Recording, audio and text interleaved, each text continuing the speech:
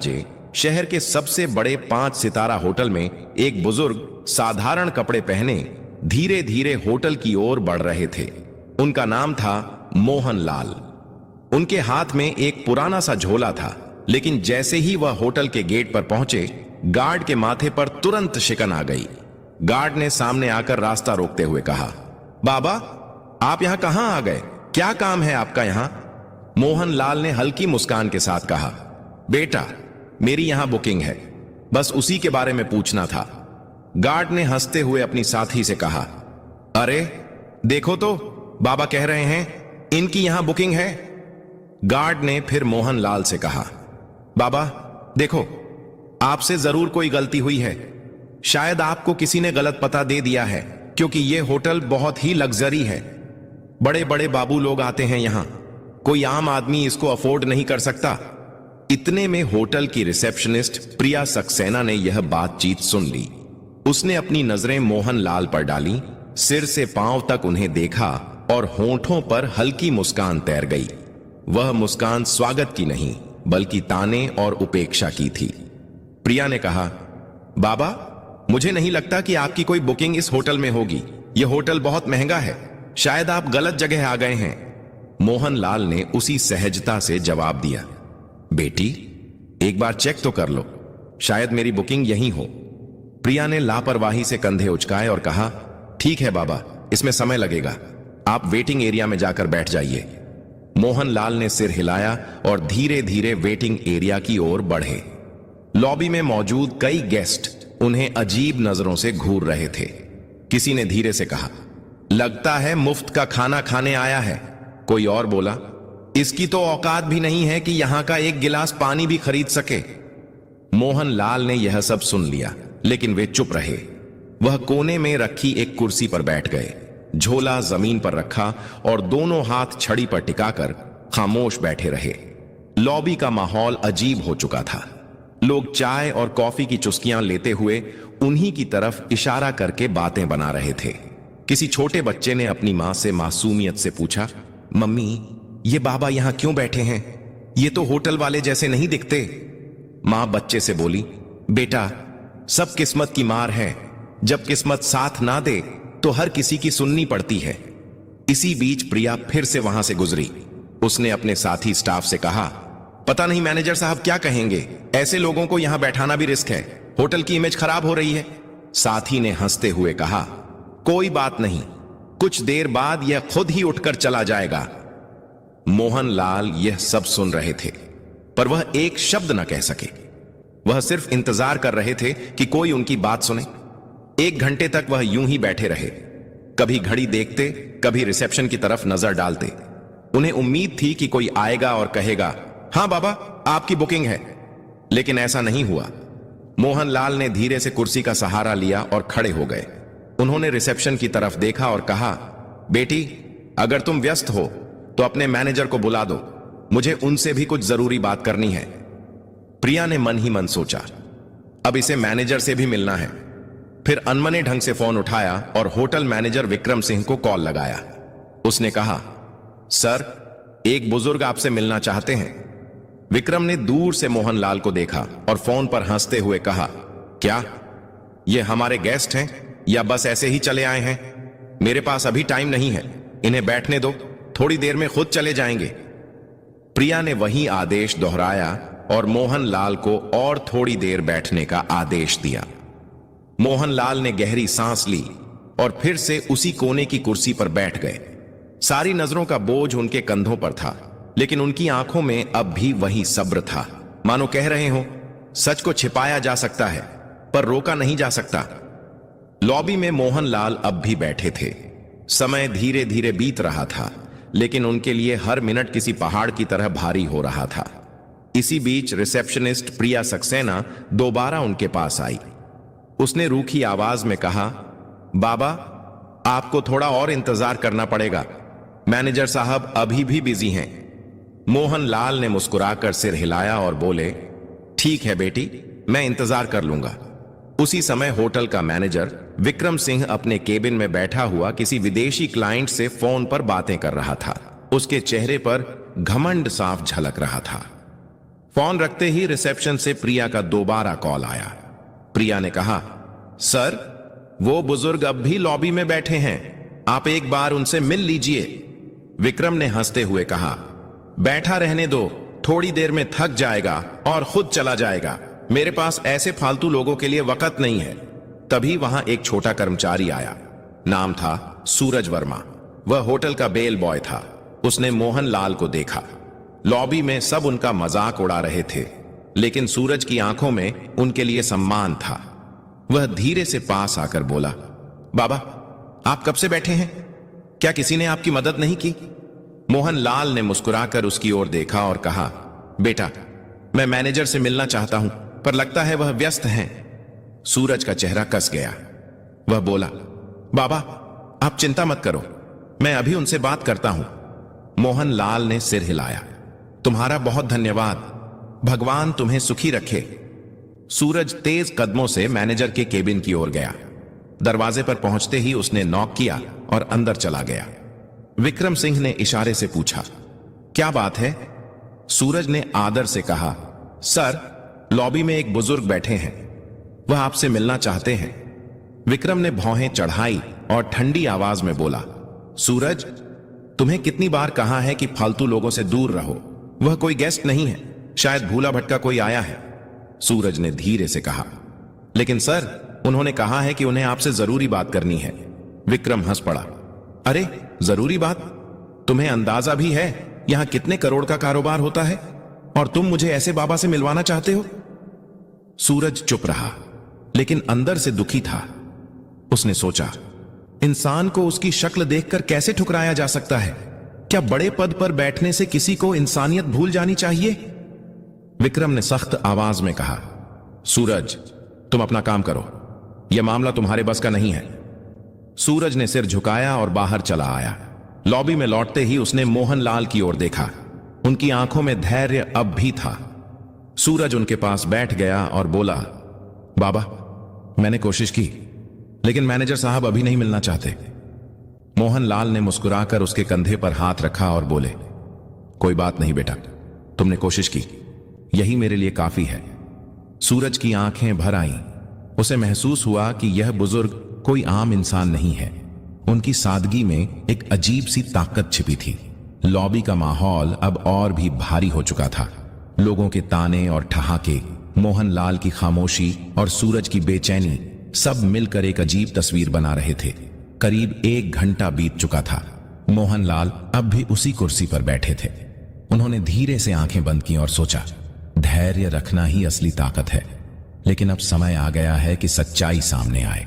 Hotel की घड़ी ने 12:30 बजाए।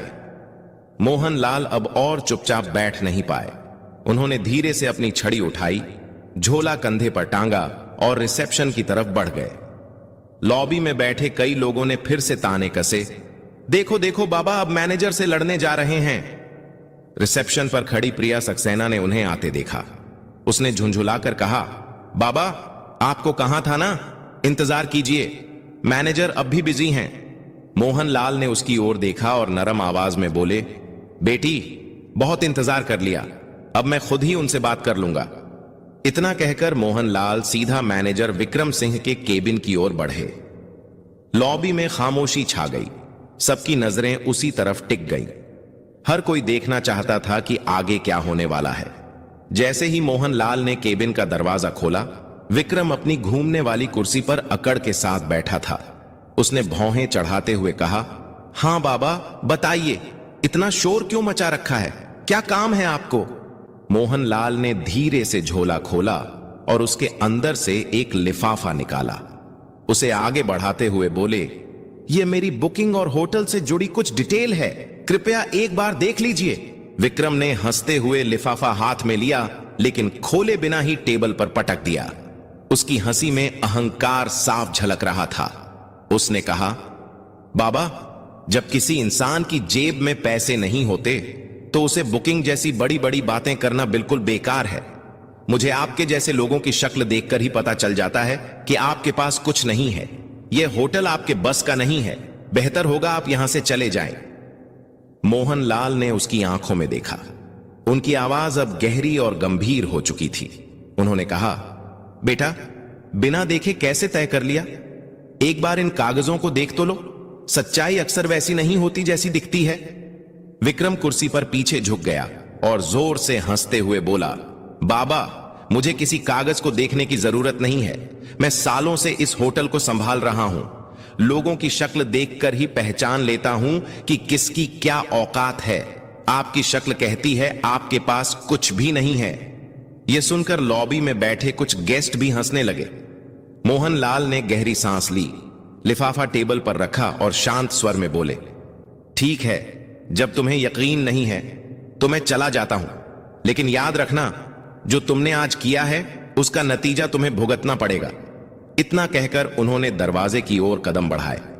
पीछे बैठे गेस्ट फुसफुसाए, वाह, मैनेजर ने सही किया, ऐसे लोगों को यही सबक मिलना चाहिए।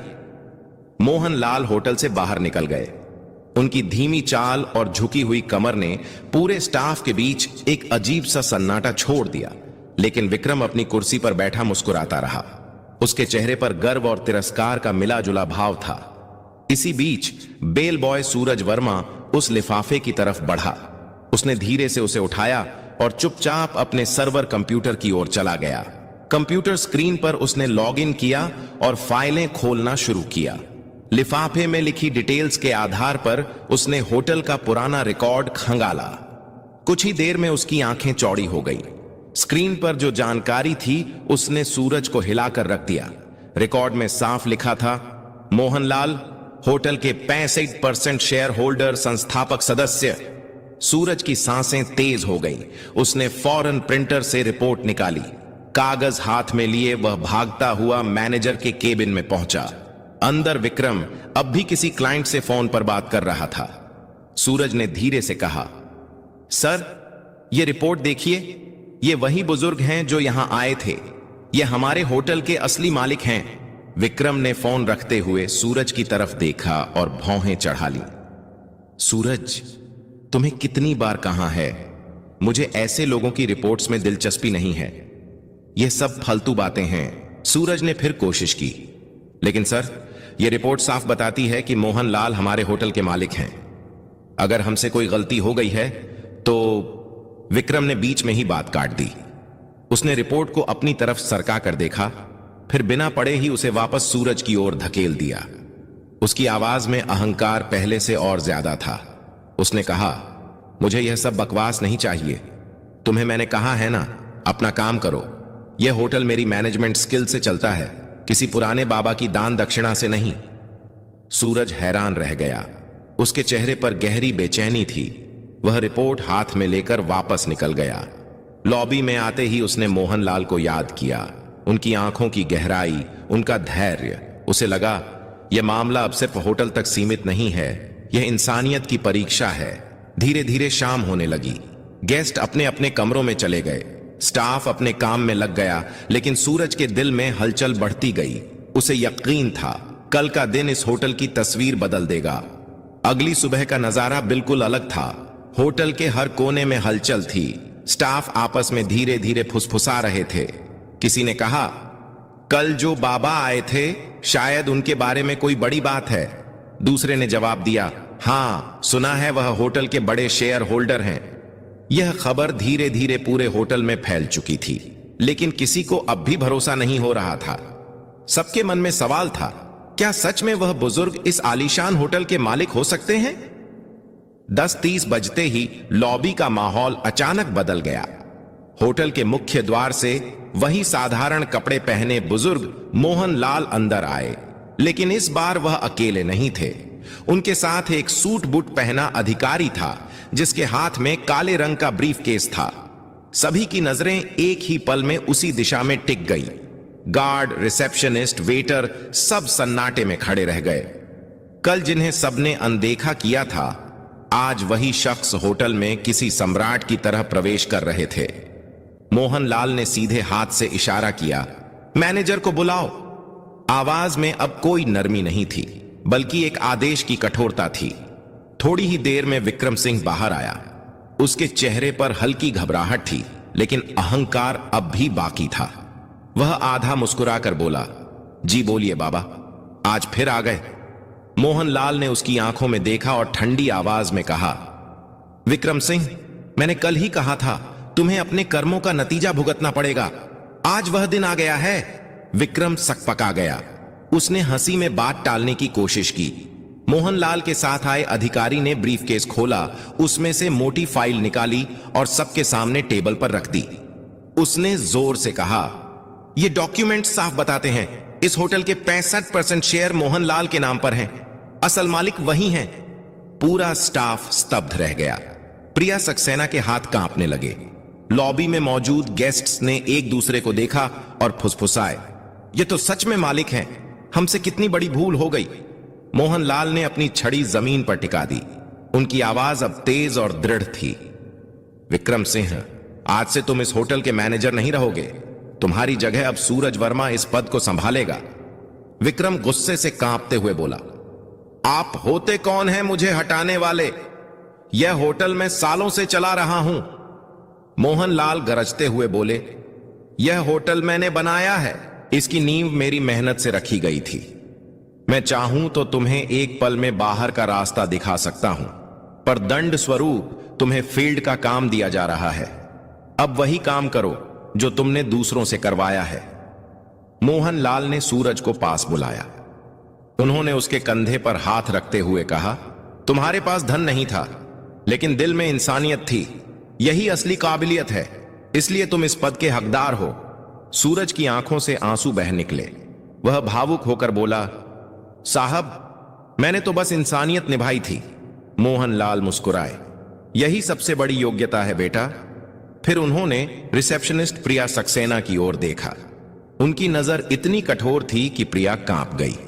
मोहनलाल बोले, प्रिया, तुम्हारी यह गलती पहली है, इसलिए तुम्हें माफ कर रहा हूं। लेकिन याद रखना, इस होटल में कभी किसी को उसके कपड़ों से मत आंकना। हर इंसान की इज्जत बराबर है। प्रिया ने हाथ जोड़ लिए और रोते हुए कहा, मुझे माफ कर दीजिए, आगे से ऐसा कभी नहीं होगा। मोहनलाल ने चारों तरफ देखा और ऊंची आवाज में कहा, सुन लो सब लोग, यह होटल सिर्फ अमीरों का नहीं है। यहां इंसानियत ही असली पहचान होगी।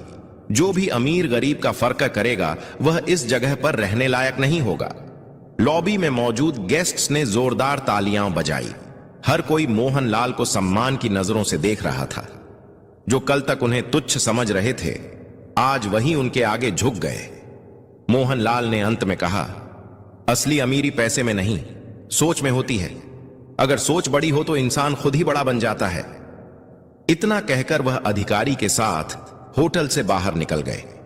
पीछे खड़े स्टाफ और गेस्ट्स देर तक उनकी ओर देखते रहे और मन ही मन सोचते रहे, मालिक ऐसा होना चाहिए जो दूसरों को उनकी इंसानियत से पहचाने, ना कि उनके कपड़ों से।